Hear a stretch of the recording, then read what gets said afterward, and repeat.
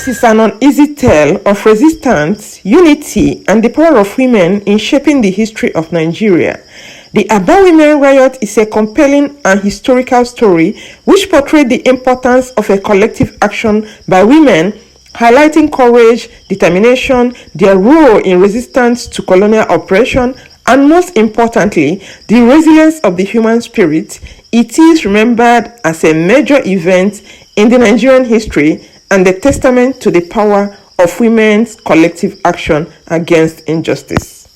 During the colonial days, Nigeria was ruled by the British from the mid-19th century until 1st October 1960, when Nigeria got her independence. In this era, the British indirect rule was adopted. The indirect rule was a system of governance used by the British to control possessions in Africa through pre-existing traditional rulers. And where there were no traditional rulers nor chiefs, they had to appoint one. Dependencies were called protectorates. The Aba Women Riot of 1929 was a powerful uprising led by thousands of Igbo and Ibibio women in former southeastern Nigeria against British colonial rule. This started from Oloko town, which is one of the 4 clans that make up Ikwan local government area of the present Abia state in Nigeria.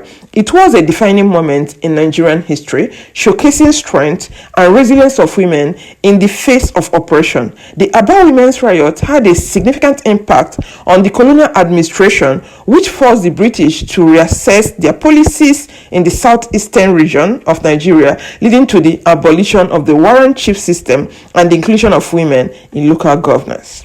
The British ruled through the district officers and warrant chiefs, which were in some cases the local rulers, and they were supervised from the back end by British advisors and district officers. The indirect rule was cheaper and easier for the colonial powers because it made use of fewer administrators, though it had its own disadvantages.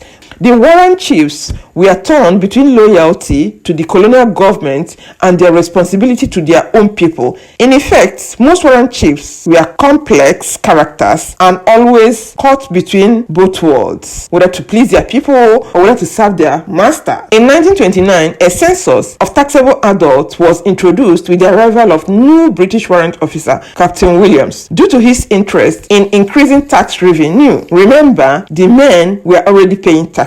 However, they did not sit well with most women due to the fear of being taxed. According to them, women taxation was against the tradition of their land. Women don't pay tax. They were strongly against the imposition of taxes on women, which had never been done in the history, and not to think of taxation during that period of hyperinflation in late 1920s. They feared the economic burden of taxation, as this would threaten their economic independence, their means of livelihood, and overall challenge their culture and traditions. British colonial rule brought untold economic hardship, political injustice with severe oppressive policies. Tax introduced by the British rule had already put their men, husbands, fathers, and sons under undue economic hardship.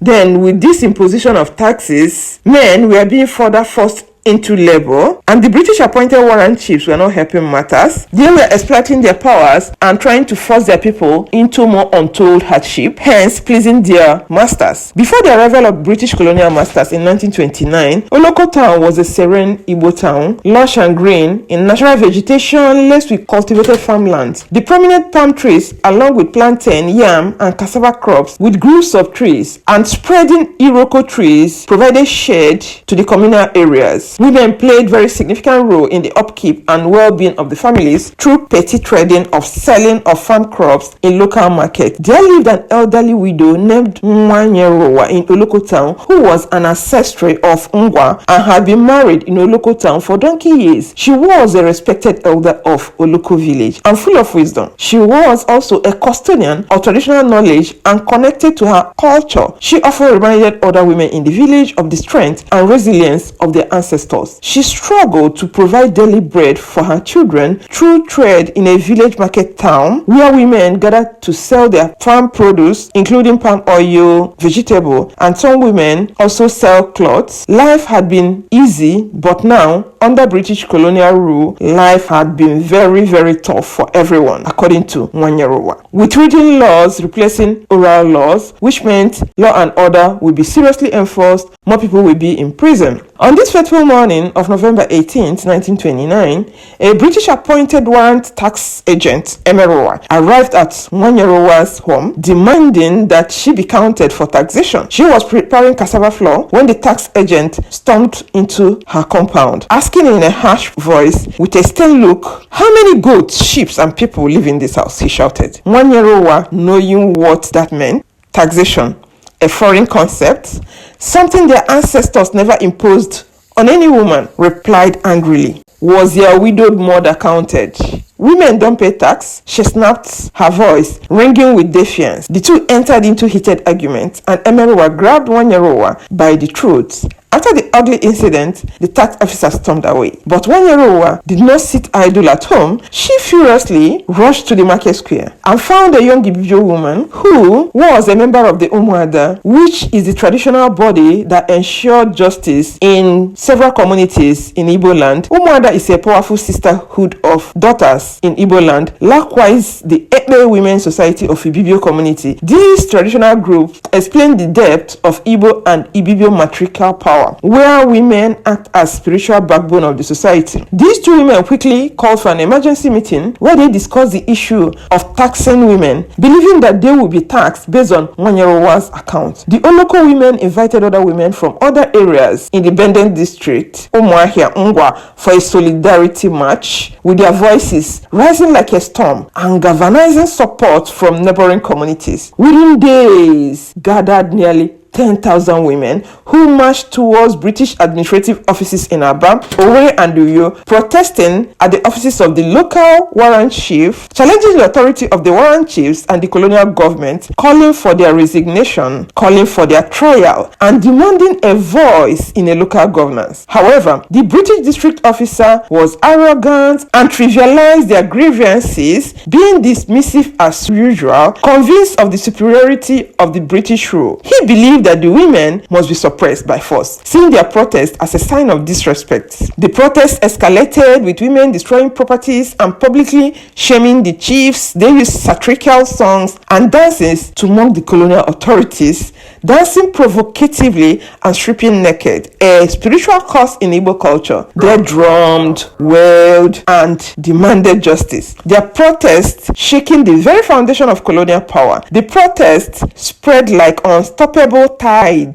British offices were set ablaze, prisons were raided, and corrupt warrant chiefs were driven out of town. The uprising remained unabated, which made the British to panic. On December 16, 1929, in Opobo and Aba, British troops opened fire on armed women, sending 15 protesters to their early graves and wounding over 50 more. The women refused to back down, continued their resistance, forcing the British to reconsider their policies, and the massacre sent shockwaves to Nigeria. As a result of their persistence, the British colonial government was forced to abandon its plans to tax women. Though many lives were lost, however, the Aba Women Riot forced the British to abandon their plans for direct taxation on women, reformed indirect rule, and subsequently reduced warrant chief powers. This inspired other future independence movements and also sparked other nationalist movements, which decades later served as an inspiration for Nigerians' fight